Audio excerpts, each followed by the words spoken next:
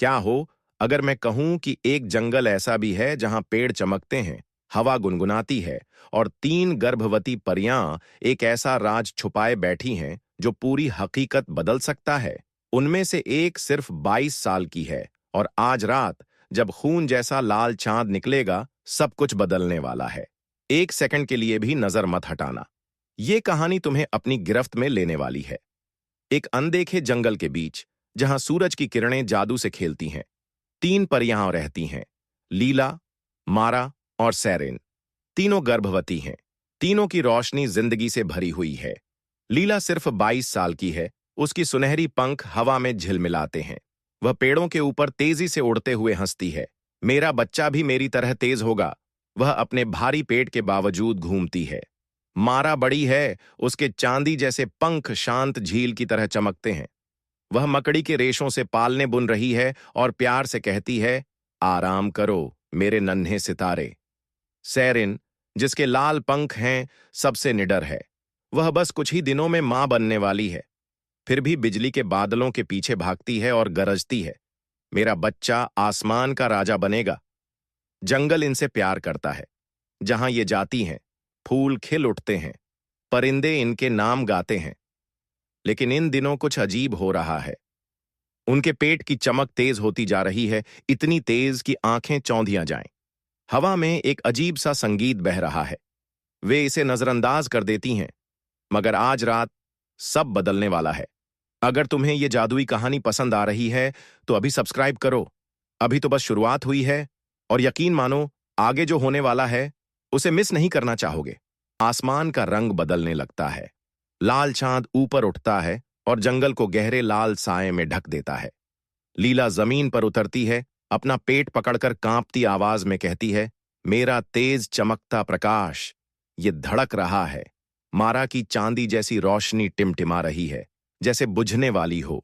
मुझे भी अजीब लग रहा है, वह फुसफुसाती है और उसका बुनता हुआ पालना जमीन पर गिर जाता है। सेरिन जमीन पर पैर पटकती है, उसके लाल पंख आग की तरह जल उठते हैं। ये कोई इत्तेफाक नहीं है। ये सब क्या हो रहा है? हवा का संगीत तेज होने लगता है, पत्ते कांपने लगते हैं, जानवर भाग जाते हैं, हिरण दौड़ पड़ते हैं, परिंदे अचानक गायब हो जाते हैं। तीनों एक पुराने विशाल ओक के पेड़ के पास ठहरती हैं। उनके शरीर से निकली चमक मिलकर एक दायरा बनाती है, जिससे घास जलने लगती है। ऐसा लग रहा है जैसे वे एक दूसरे से बात कर रहे हैं।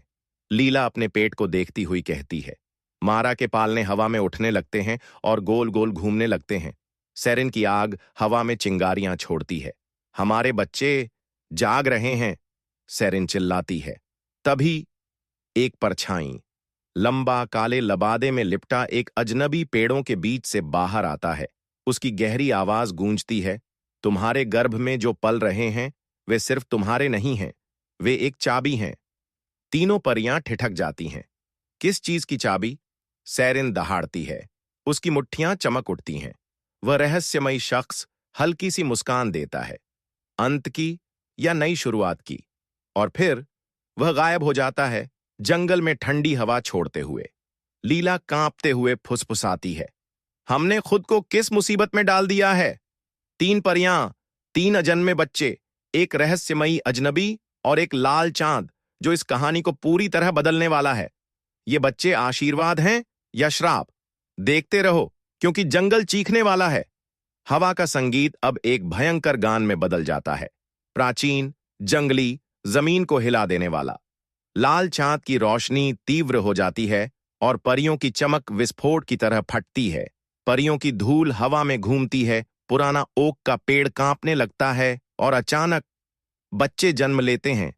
लीला का बच्चा सोने की तरह चमकते हुए एक रॉकेट की तरह उड़ जाता है, हंसते हुए पेड़ों के चारों ओर चक्कर लगाता है। मारा का बच्चा धीरे धीरे तैरता है, चांदी के पंख चमकते हैं और एक ऐसी मधुर धुन गाता है जो चारों ओर शांति फैला देती है। सैरिन का बच्चा बिजली की तरह बाहर आता है, उसके लाल पंख आग की तरह जल रहे होते हैं। वह जोरदार गर्जना करता है जिसकी गूंज दूर तक सुनाई देती है। मगर ये सिर्फ साधारण परियां नहीं हैं। उनकी आंखें जल रही हैं, सोने, चांदी और लाल रंग की चमक से। वे आसमान में एक त्रिकोण की तरह इकट्ठा होते हैं। उनकी छोटी छोटी हथेलियां एक दूसरे की ओर बढ़ती हैं। पेड़ों की जड़ें मरोड़ खाने लगती हैं। आसमान बिजली से फट पड़ता है और हवा के संगीत में शब्द गूंजते हैं। हम रखवाले हैं। लीला पीछे हट जाती है। किस चीज के रखवाले? मारा के पालने तारा धूल में बदल जाते हैं। ये ऐसी शक्ति से भरे हैं जो हमें भी नहीं पता थी। सेरिन हंसती है, गर्व से चमकती हुई। ये तो पहले से ही किंवदंतियां बन चुके हैं। वही परछाई फिर प्रकट होती है और कहती है, वे दुनिया की रक्षा करने के लिए पैदा हुए हैं या इसे जलाने के लिए। फिर तेज हवा चलती है और वह गायब हो जाता है। बच्चे नीचे उतरते हैं, अपनी चमकती आंखों से अपनी माताओं को देखते हैं, इंतजार करते हुए। जंगल थम गया है। 3 नन्हे रखवाले, 3 डरी हुई माएं और एक फैसला जो सब कुछ बदल सकता है। अगर तुम्हारा बच्चा दुनिया को खत्म करने की ताकत रखता तो तुम क्या करते? कमेंट करो, लाइक करो और सब्सक्राइब करो, क्योंकि ये परी कथा अभी खत्म नहीं हुई।